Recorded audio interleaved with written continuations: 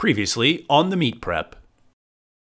Base of squats, so a total of 8 sets with 3 reps each in each set, using 90%, then dropping it down to around 80%. Now today initially called for 490, and normally I probably wouldn't mess with this on the peaking cycle, but you guys know how I am, and I figured 495 would not only just look better, but make me feel better. I have the tendency to kind of let my mind play tricks on me when I see lots of weight on the bar, and honestly, when the weight's spread out further, it just looks and feels heavier to me. If it's true or not, I will never know. But for this particular day, I had just squatted on Thursday, as you guys know, and I was complaining about some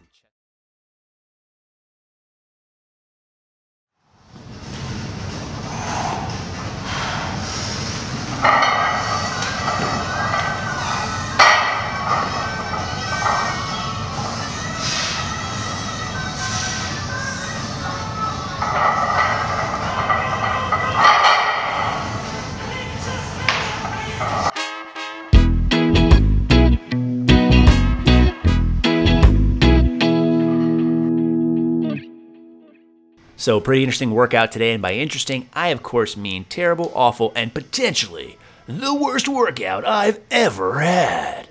I'm not saying a lot because I've had a lot of shitty workouts, and you've seen many of them here on this channel. But for this day, the main goal was to get 515 for a double, followed by 545 for a double, and then 2 back off sets with lighter weights, somewhere around 455. The problem is, as you see from this warm-up set of 455, the weight moves very slow. And in fact, on my last warm-up set of 495, as you guys saw in the intro, I failed it. So I didn't even get to my working sets, and I'm failing reps already. Not a very good sign. And the big mindfuck for me is that just last week, I did the same weight for 4 sets of 3, and although the weight was heavy, because it's 90% of my 1 rep max, it still moved fairly well on each set and each rep. So this really screwed with my mind. So much so, in fact, that after I failed this rep, I actually went back and attempted 495 again and got it for a single. Didn't record it for some reason. I think I was just embarrassed that I'd fail again. But I did it. And then I decided to try to salvage the rest of the workout and still hit the numbers, but maybe just not as many reps. So I got 515 for a single, which you'll see, followed by 545 for a single, which you'll also see. Now these reps are pretty grimy, and in fact, they're all fairly high as well.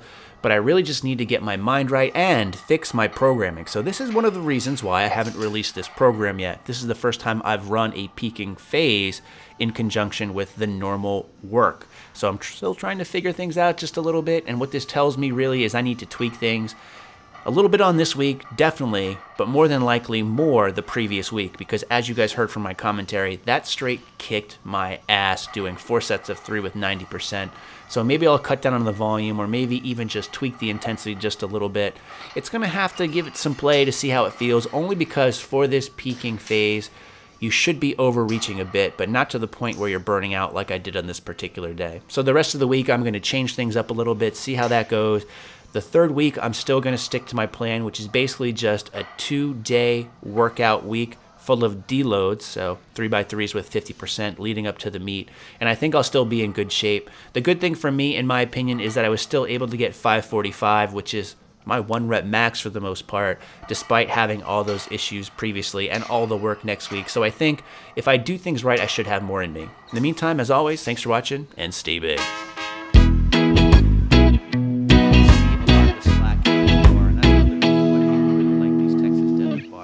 Get more whip, so you get more pull.